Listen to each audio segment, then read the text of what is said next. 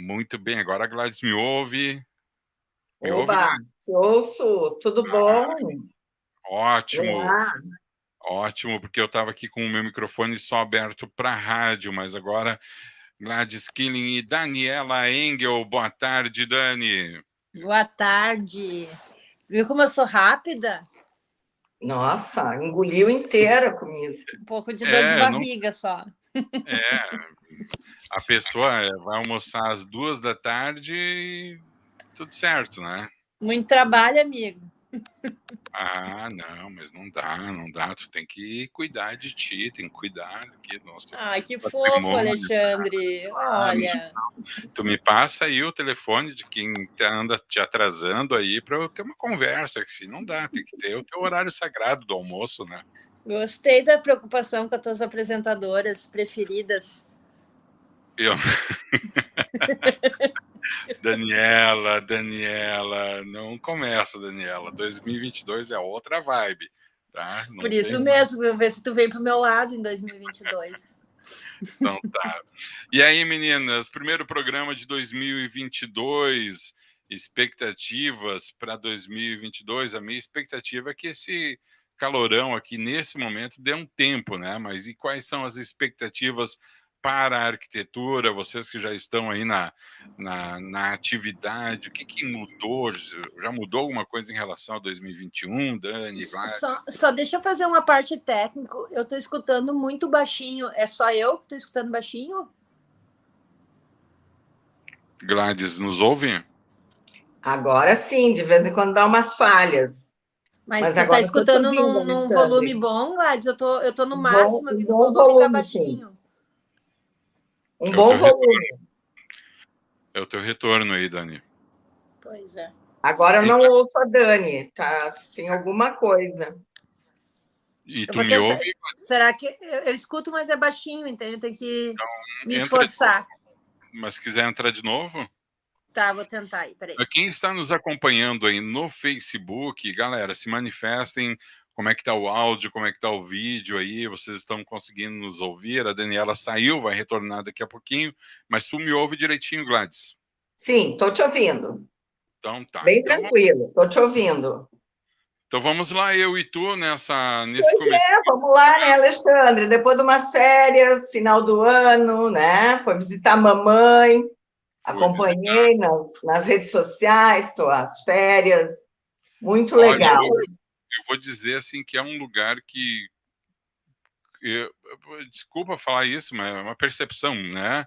Que todo arquiteto, todo mundo que trabalha com arquitetura, né, que curte também a questão de patrimônio histórico, teria que ter a oportunidade de conhecer a terceira cidade mais antiga do Brasil e a primeira cidade de Santa Catarina. E o mais interessante é que eles têm um centro histórico que é bastante preservado, né? É bem preservado, bem cuidado, ele é utilizado, ele não é um centro histórico que está lá isolado, não. Existe comércio e muito provavelmente também regulações em relação a isso daí, né? Mas é bem bacana. É a quarta vez que eu vou para lá e toda vez que eu volto mais encantado. Não sei se na próxima vez que eu for, se eu volto para o Rio Grande do Sul. É muito bonito lá. Eu também já fui algumas vezes, é muito bacana, gosto muito. Tá nos ouvindo agora, Dani? Eu escuto, mas com não baixinho, sabe? Mas vamos lá. Dá para entender, só que eu tenho que Esforçar. me fixar aí. Eu acho que tu não falou o nome da cidade, Alexandre, porque as pessoas que estão nos ouvindo, que não te acompanharam na. Eu não falei mesmo. É São Francisco do Sul, é uma cidade bem no norte lá. Próximo de Joinville, né? Dá 1h15, 1h20 de Joinville, né? E também muito próximo ao Paraná, né? Por consequência ali. Então, nessa época de verão, muita gente de Curitiba, algumas pessoas de São Paulo, muita gente de Joinville, né, e das outras cidades ali nos arredores. E daí a cidade sofre com o que sofre a maioria das cidades litorâneas, né? Uma explosão demográfica e a estrutura de saneamento, de abastecimento de água, muitas vezes acaba sendo prejudicada porque não tem, né, uma estrutura para atender uma demanda explosiva dessas. O que não tira o brilho da cidade, lógico, né, que é linda. Mas vamos lá, gurias. Vamos lá, Dani, Gladys. Expectativas para 2022, Daniela e Gladys. Com a caneta azul ou sem caneta azul? Não, primeiro, quem está nos ouvindo pela primeira vez, Daniela, ela tem o lado místico dela, então ela vai fazer a previsão dela sem a caneta azul. A gente reserva os últimos minutos para a gente também não espantar a audiência dela, Daniela. Bom, focando dentro da nossa área, que é da arquitetura, né? Eu acho que a Gladys também compactua que a gente está num cenário bastante positivo, né? Pelo menos nesses primeiros meses de 2022, né? E alguns desenhos, assim, de mercados também se formatando, né? Algumas tendências, assim, a gente começando a confirmar, intensificar algumas outras, né? Outras voltando. O que eu quero dizer com isso? Por exemplo, casa, né? Se a gente for falar, ela está em alta. É uma situação que anos atrás as pessoas estavam indo para os apartamentos, agora tem muitos que pensam em casas e pensam em casas prontas. Então, o mercado de fazer casa mais do que o terreno, né, de comprar só o terreno, é uma tendência que eu andei verificando, né, pegando por aí. Muitas pessoas procurando uma solução pronta para morar, né, em casa.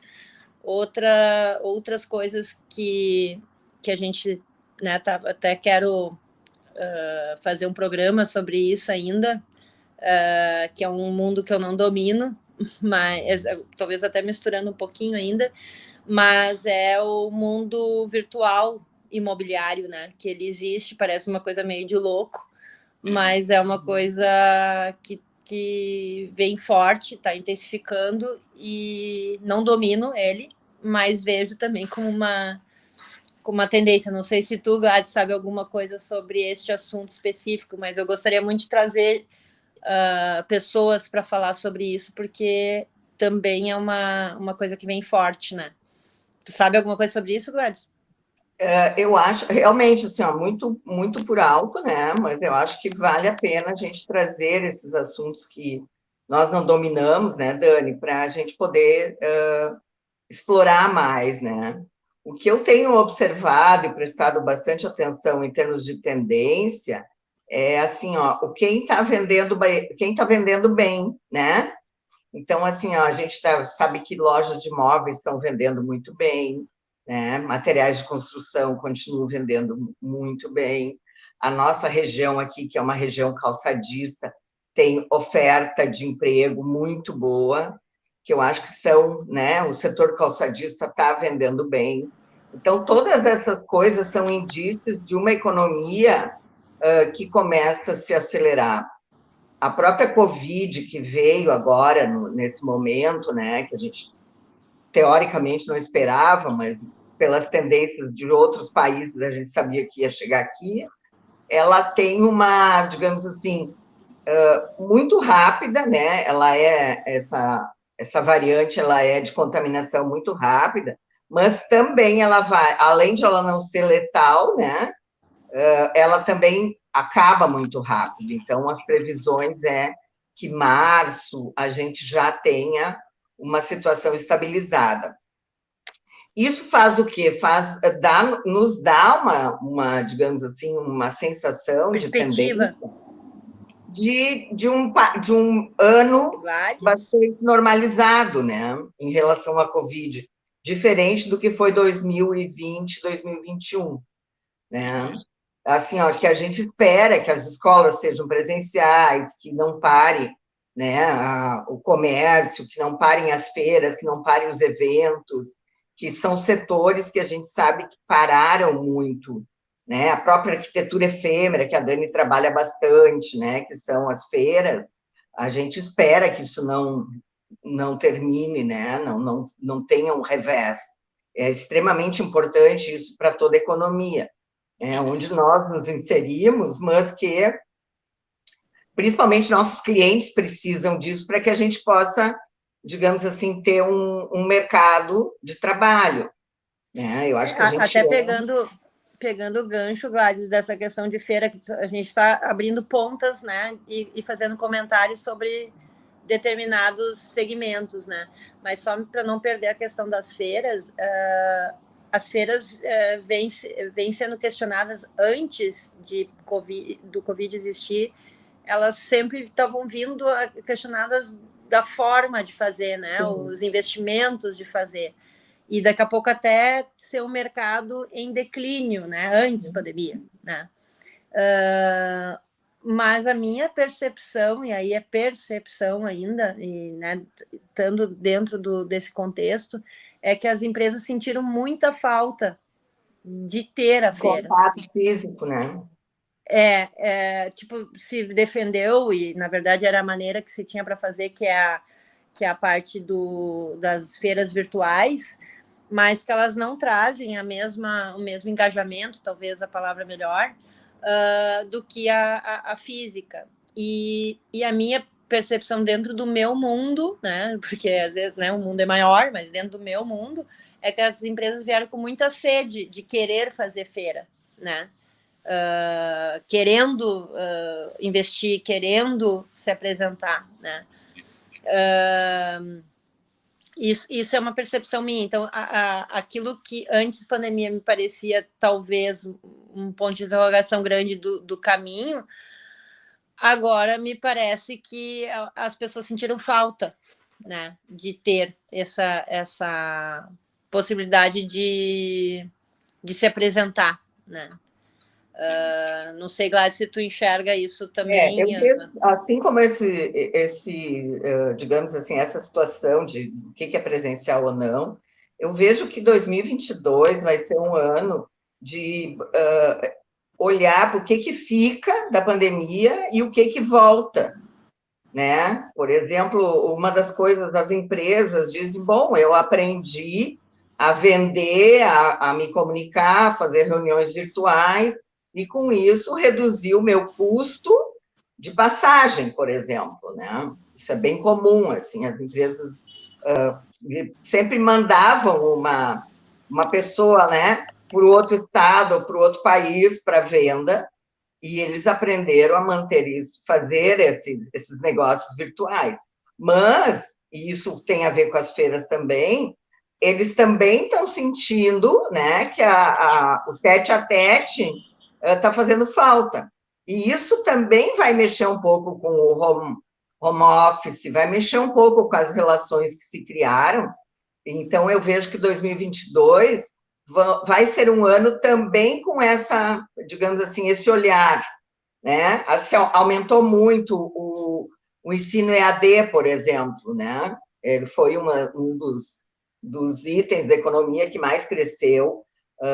Como volta a possibilidade do presencial, provavelmente nós vamos perceber, né, o que vai seguir em EAD e o que vai voltar presencial. Eu acho que é um ano assim de muitas, digamos assim, checagem de experiências, né? Eu diria. Eu acho que a gente vai checar algumas experiências e elas vão talvez permanecer ou talvez vão mudar. Eu penso talvez a gente possa dizer que é um ano de acomodações ou reacomodações, né? Reacomodações. No sentido de vamos ajustar as melancias, né? Isso. Mas eu acho que essa questão de tecnologia ela permitiu que algumas empresas entrassem no jogo, né?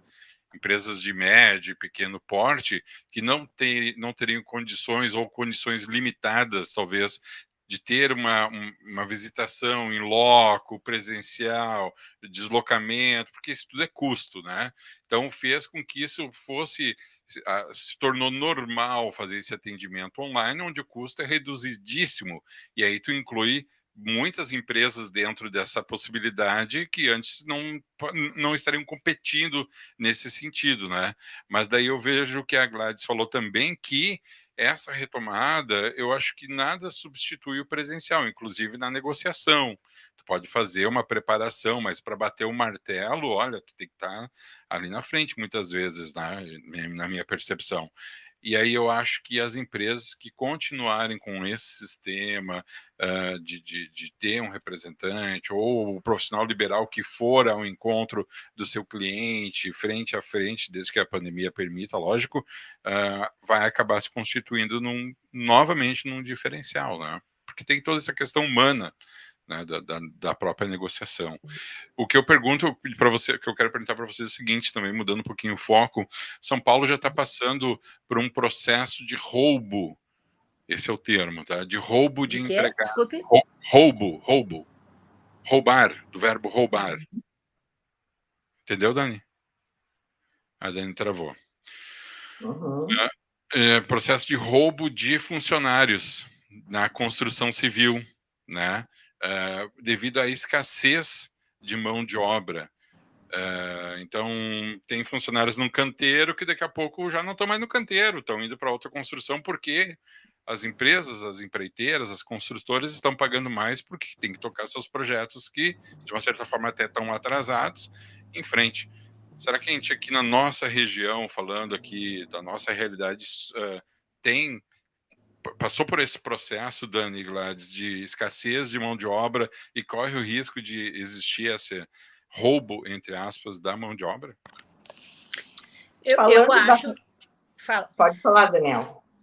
Não, eu acho que a gente está vivendo um período difícil de mão de obra, claro, assim, né? A gente convive com muitas empresas de pequeno, médio porte na construção civil e, por exemplo, serralherias, marcenarias, construtoras, tu arrumar pessoas boas, comprometidas e que queiram trabalhar, todos estão reclamando disso, né? Todos. Então, tu tem uma demanda, muitas vezes tu tem uma empresa que o nome, né, por tu contratar determinada empresa, tu tem um certo respaldo, mas o dono dessa empresa está com o pepino na mão, porque ele tem a demanda e tem que achar a pessoa que não vai dar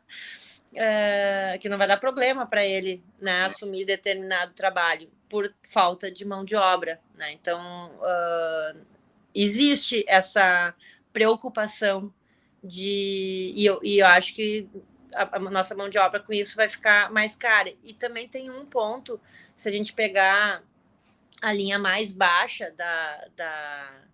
vamos dizer, de mão de obra, a questão, muitas vezes, de tu ter um incentivo do governo que seja R$600, R$300, às vezes essa pessoa prefere ficar em casa do que trabalhar, né?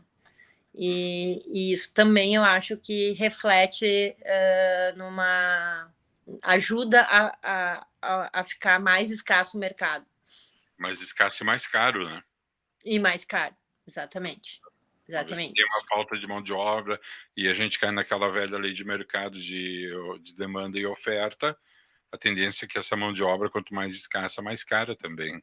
E nós estamos com dois pontos bastante importantes, que é a escassez da mão de obra, não que não está escassa exatamente, está mais difícil, né?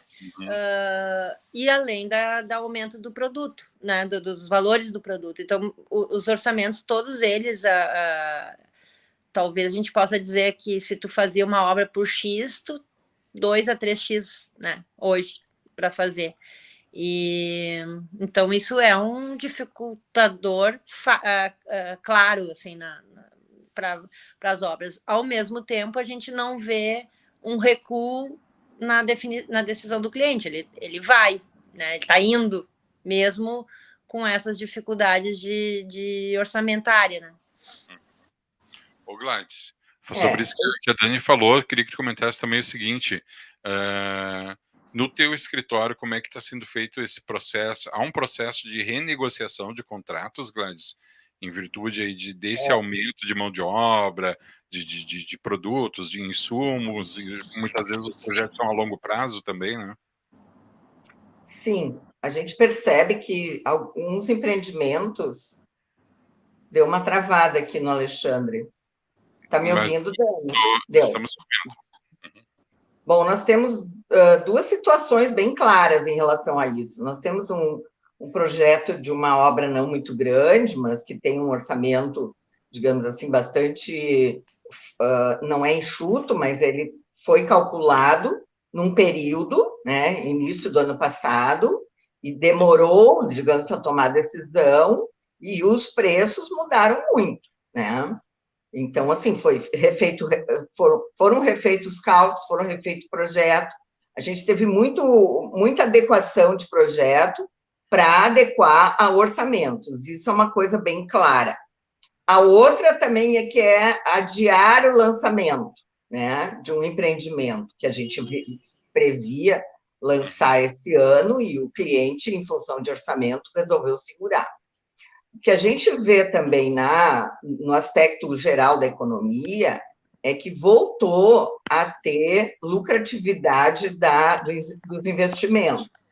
E a construção civil, de um modo geral, se a gente for falar como investimento, ela é um contraponto do mercado imobiliário, do mercado financeiro, né? O mercado imobiliário é o contraponto do mercado financeiro. Se o mercado financeiro não está dando dinheiro, as pessoas migram para o mercado imobiliário. E quando o mercado financeiro começa a dar dinheiro, né, ele tem um retorno, né, favorável, o dinheiro da construção civil migra para o financeiro, tá? Com o advento da inflação no ano passado, aumentou muito o rendimento no financeiro. E isto reflete na construção civil. Exato. Né? Então, esse é um ponto que a gente, muitas vezes, nós que trabalhamos, né, na construção civil, a gente tem que olhar um cenário macro, né? E não... É uma equação, né, Gladys? Exatamente. Então, a gente tem que olhar para isso e dizer, olha, tem um lado da inflação que é ruim, é o aumento nos materiais, né? Aumento da cesta básica, aumento dos materiais, diminuição do nosso poder de compra, enfim. Mas, para quem é investidor, é bom. Então, a construção civil, ela não está só vinculado ao consumidor final, ela está vinculado também a investidores. Então, uma das coisas que, digamos, preocupam como um cenário é que existe, sim, muita oferta de produto, né? Pode acontecer de novo, não acho que seja assim na nossa cidade, mas isso é no âmbito geral. Pode acontecer de novo, que já aconteceu em outras vezes, de ficar mercadoria estocada, né? Na parte da construção civil, de falta de compradores, porque existe uma situação, como o imóvel ficou mais caro e o poder de compra ficou menor, pode ocorrer, o que já aconteceu muitas vezes, de este boom imobiliário que foi no ano de 2021 poder estagnar em 2022. Tá? Isso são aspectos que a economia está prestando atenção, né? Eu não sou economista, mas como eu estou dentro do Conselho de Administração e dentro da CI, que a gente fala muito sobre esse aspecto, a gente pode dizer que isso é, digamos assim, pelo menos uma atenção. Nós temos que ter uma atenção, né? Em relação a emprego e desemprego, a gente tem visto assim, ó, que a indústria calçadista, ela está contratando. Por quê? Porque aumentaram as exportações. A indústria de TI está com falta de mão de obra. São segmentos, né? Fazendo uma parte sobre a indústria do TI, o que está acontecendo, que está tendo oferta de fora do país, aonde paga em dólar, e aí fica as empresas aqui não... e aí pode trabalhar remoto, né? E aí está desfalcando as empresas daqui. Isso mesmo. Esses trabalhos que eles não dependem de físico, né, da presença física, tem uma demanda muito maior. E, assim, ó, também, digamos assim, a construção civil ainda falando em termos digamos, de tecnologia, de inovação, ela ainda é, no Brasil, muito precária em tecnologia e inovação. Então, ela exige uma mão de obra muito, digamos assim, manual. E as novas gerações, a gente fala de educação no Brasil, mas as novas gerações já estão num nível digamos, de escolaridade que estão muito mais para TI do que para canteiro da construção civil. Não é? Não sei como é que vocês acham, como é que vocês avaliam isso, mas a gurizada, as novas gerações, elas estão mais para TI do que para construção civil, né? Acho que sim. Isso me faz lembrar uma vez, e aí eu vou desenvolver uma linha de pensamento aqui. Eu estava olhando uma reportagem com meu filho e mostrava uma linha de produção que foi totalmente robotizada, de automóveis. Robotizada no carregamento de peças, soldagem e tal. E meu filho falou assim, nossa, pai, mas olha quanta gente vai ficar desempregada. E eu disse, bom, então que fique desempregado, se recicle e vai trabalhar num lugar onde não precisa fazer essa força toda, porque essa força toda não é para o ser humano, isso aí é para o robô mesmo. Então eu penso que sim, eu acho que a gente, e graças a Deus, e graças a qualquer tipo de esforço, e que cada vez seja mais assim, que a gente saia dessa linha, que seja menos canteiro de obra e mais TI mesmo, mas ao mesmo tempo que se modernize o canteiro de obras. Claro, não pode parar. Então, a saída não é nivelar a régua por baixo. Exatamente. A régua por cima, exatamente. né? É uma mudança de paradigma, né, Alexandre? É o mindset mudando, né? Sim, porque tu pensa, não, mas muita gente vai ficar desempregada, mas ok, então vamos alocar essas outras pessoas e especialmente dar condições, dar treinamento, oportunidades, treinamento para que ocupem outros cargos e deixe o canteiro de obras, então, para atividades onde a tecnologia possa atuar, que atue, né? Mas a gente tem que lutar por essa régua ir para cima e não nivelar por baixo, né? Eu queria trazer uma coisa também que não é que contrapõe, mas sobre a questão das lojas de deixar material estocado numa eventual queda do mercado imobiliário, né? Nós vivemos já trocentos anos atrás, onde a gente precisava ter estoque. Depois, nos últimos tempos, sem estoque nenhum. Porque senão tu morria enforcado. Just in time. Com o Covid, voltou a ser importante ter estoque. Porque, vamos dizer, as empresas que sabem comprar e comprar o que tem saída, na nossa área, muito, assim, essa questão de revestimento, né? Hoje, o que aconteceu nos revestimentos no ano passado? Muito. As empresas apostarem em linhas básicas, né? Assim, aquelas que é certo que vai sair, e não apostaram nas linhas mais específicas e especiais. Então, aquele que quer alguma coisa diferenciada mesmo vai ter que esperar ou vai ter que saber antecipar seu pedido na obra em termos de programação, né? E já essa linha, o Beabá, tu acaba comprando de quem melhor conseguiu fazer a compra, né, para ter pronta entrega. Mas, Dani, essa produção dos produtos mais na linha standard e menos na linha plus, top, vamos chamar assim, é um reflexo do momento que vivemos no passado recente e estamos ainda, ou já é uma previsão de um momento futuro? Onde acontece devidamente em função da dificuldade da indústria, no meu entender, né? Porque ela tem que produzir, leva muito tempo. A indústria, por exemplo, fez vários lançamentos de produtos diferenciados. Tá? Eu vivi isso assim, em situações para cliente. Aí o arquiteto quero isso. Só que a fábrica não apostou nesse. A fábrica apostou na produção dos que iriam ter mais demanda mais certa, entende? Então, porque a fábrica não queria parar e sabe qual é o produto que vende mais. Ela apostou no que é certo, né? Porque onde ela vai ter mais volume de venda, já que tem que escolher, né? Porque deu toda essa problemática de produção mesmo, né? Com a história da pandemia. Uhum. Bom, mas de quem pensa em fazer um projeto diferenciado acaba esbarrando... Tem que antecipar. Às vezes, 6 meses. 6 meses? Tipo assim, ó, Alexandre, eu tô com um cliente. O que é o normal? Eu vou lá, eu tenho que botar revestimento, eu compro talvez um mês antes, um mês e meio antes. Agora, talvez eu tenha que comprar bem... Se eu quero uma coisa diferente, eu tenho que comprar bem antes. Vaso sanitário, tá? Antes, as linhas pretas, marrons, que são as de cores da Deca ou de qualquer marca, essas tu tinha que antecipar, e a linha branca, ok, tem pronta entrega. Agora, não sei agora, esse ano, mas final do ano, tá? Não era assim. Até na branca? A branca também? Para tu ter uma noção, uma linha preta de um vaso sanitário, modelo, né, mais top, assim, 120 dias.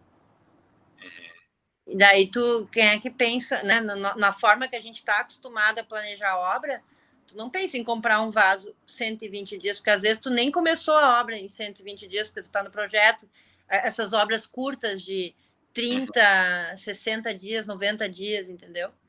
Então, vamos dizer, reformas pequenas, né? Que tu vai entre projeto e execução, tu vai levar 4, 5 meses. Isso nos leva a acreditar que o tempo médio de obra, então, subiu.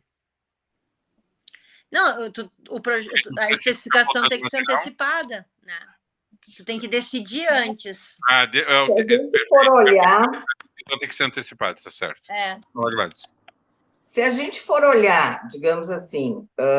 eu estou dentro da indústria também, né? Então, a gente tem que entender o que está acontecendo ou o que aconteceu com o Covid, né? Como a gente trabalha, a maioria da indústria, né? Trabalha com importação de matéria-prima, preços dolarizados, enfim, também. Tem todo... né? Nós tivemos, assim, no mundo, problemas muito grandes de abastecimento, né? Nós tivemos um aumento muito grande nos custos da logística, né? Isso é uma coisa mundial, e as indústrias, e por outro lado, nós tivemos uma mudança muito grande em função da inflação. Quando tem uma inflação, o país ele começa a consumir produtos de menor preço. Certo? Tu faz trocas. Tu ganha a mesma coisa, tu tem que trocar. Tu comprava o feijão A, tu compra o feijão B, né? Então, essas mudanças, isso são muito significativas numa indústria. O que ela vai optar em fazer, né? Dentro dessa linha que a Daniela está falando. Ela vai optar em fazer os produtos que estão mais, digamos assim, na obviedade do mercado dela, e vai fazer escolhas. Isso é bem comum quando a gente tem um mercado desestabilizado, que a gente ainda vive um mercado desestabilizado, né? E seguramente não foi o olhar das empresas no segmento AA. Ele trabalhou no segmento standard e o econômico. Isso aí. E ainda o mercado da China também atrapalhou, né, Gladys? Isso, sim. Foi muito difícil para as indústrias trabalhar o premium, que a gente fala, né? Tem premium, standard e econômico, né? Tem 3 categorias, normalmente, que se trabalha nessas coisas. Então, o premium, ele foi prejudicado, digamos assim, pela inflação, né? Ao mesmo tempo que cresce, isso é uma tendência que no Brasil a gente vai ver muito ainda, por muito tempo, porque a gente tem uma demanda reprimida no econômico e no standard, né? Então, essas coisas, elas andam junto. É muito difícil, e nesses momentos de instabilidade, tu ter a pronta entrega, o produto premium, porque ninguém vai investir porque ele não sabe se vai vender, né? Isso tu vai ver nas roupas, vai ver no sapato, vai ver em todos os segmentos, tu vai ver que as pessoas vão puxar a régua para baixo. Tu ousa menos nas escolhas, né? Mas essa escolha que objetiva, claro, a fluidez da venda, né, para um mercado, né, consumidor que é maior, né, e onde tu me leva a pensar o seguinte, eu gostaria que tu me ajudasse nisso aqui. Quando eu penso em produto estándar, eu penso produtos feitos com insumos mais baratos, né, e talvez até mais abundantes, o que torna esse insumo barato, né? A escolha, além da fluidez da venda, também passa pela escolha de não reduzir a qualidade do produto premium, por exemplo, porque, por exemplo, às vezes eu diria assim, ó, Alexandre... Não, só deixa eu concluir. Por exemplo, eu tenho um produto premium, como a Gladys falou, que ele é produzido com insumo A, né? Para eu produzir ele, ou eu adequo o meu valor a uma nova realidade do insumo, que também encareceu, ou eu faço a troca desse insumo A por um insumo B. Quando eu faço a troca do A pelo B, eu já tenho uma queda na qualidade do meu produto premium. Isso é sabido, né? Essa escolha da indústria, tipo, vamos segurar o produto... Mas às vezes a gente está falando em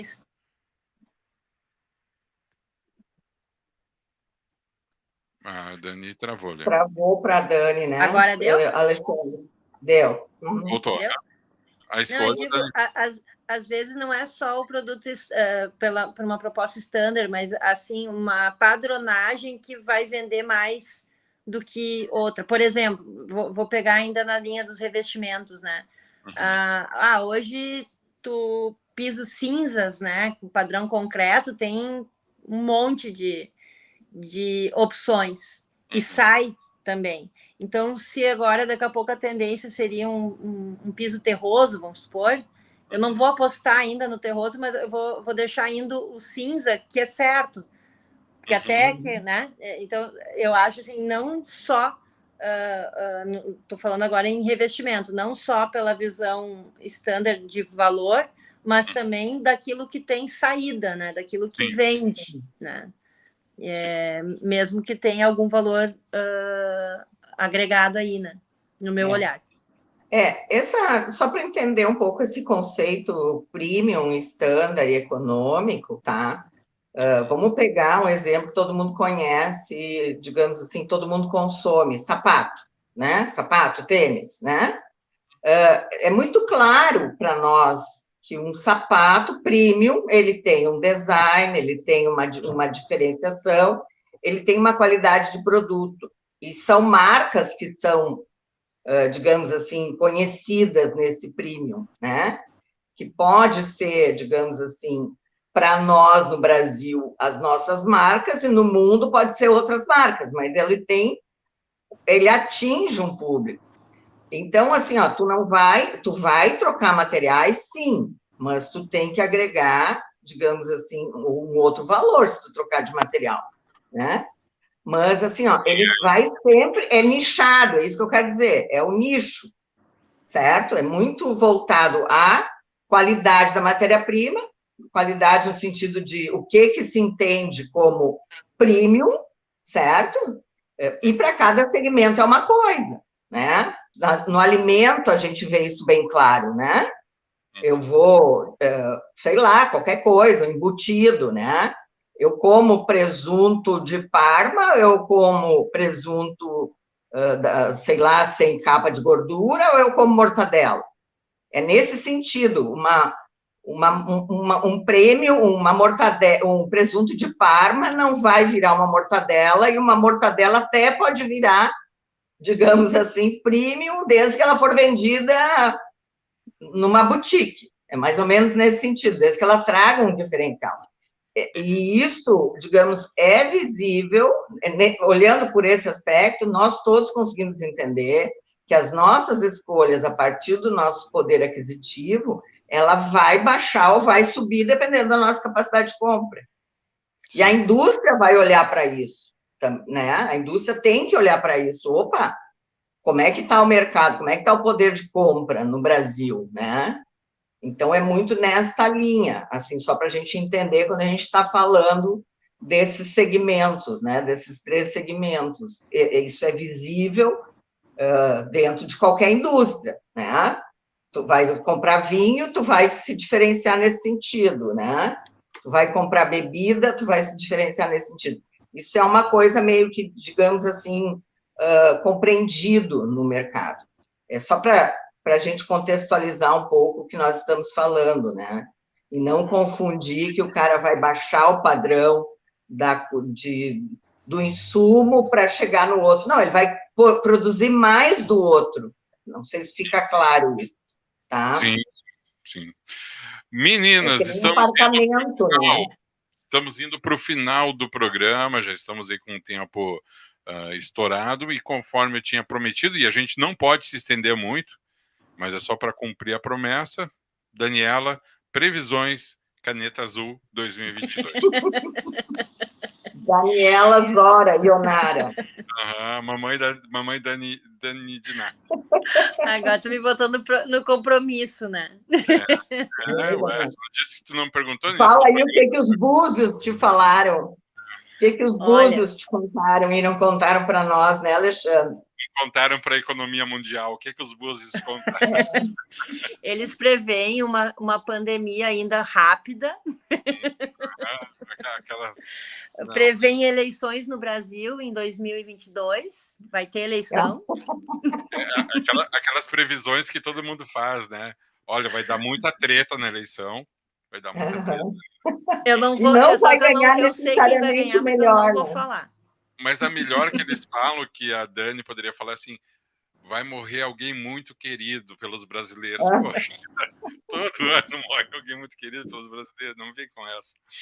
Meninas, estamos indo para o final do programa. Que coisa boa poder encontrar vocês novamente, ver que vocês muito estão bom. bem, saúde. Bom, esse ano os nossos ouvintes e espectadores vão ver muito mais eu e a Daniela falando, né? Porque a gente está se puxando, né, Daniela, nos nossos assuntos, então a gente vai ter mais programas assim nessa linha de Daniela e Gladys falando. Até me espantei que a Daniela falou bastante hoje, não sei, eu acho que ela tem que almoçar sempre antes do programa. Eu acho que ela almoçou e tomou um vinhozinho junto com a comida. Peraí que tem um comentário aqui, deixa eu colocar aqui antes de a gente encerrar. Da nossa Olha, da Patrícia, que legal. Excelente programa, um ótimo 2022 a todos. Para ti também, Patrícia, obrigado aí. Obrigada, Paty. Um beijo grande, Patrícia, muito bom. Meninas, vou desconectando vocês, então, agradecendo a nossa audiência, o pessoal que nos acompanhou no Face, no YouTube, na rádio. Esse material fica disponível agora no Face e no YouTube, assim que termina, e também nas plataformas de streaming da Rádio Arquitetura. Dani e Gladys, um grande beijo para vocês, um bom final de semana. Encontro marcado na próxima quinta-feira. Façam o dever de casa, meninas. A Gladys congelou até, inclusive. Tchau, Dani. Tchau, Beijo. Gladys. Beijão. Valeu, tchau. Agora, 14h36, mais uma edição do programa 10 para as 2, com a apresentação das arquitetas e urbanistas Daniela Engel e Gladys Killing, falando sobre as expectativas para 2022. A gente encerra essa transmissão ao vivo agora, você fica agora com a nossa transmissão automática. Muito obrigado pela sua companhia. Siga a Rádio Arquitetura no Instagram, @Arquitetura Rádio. Nos acompanhe também nas plataformas de streaming Deezer, Castbox, Spotify e TuneIn. Rádio Arquitetura, a rádio das mentes criativas.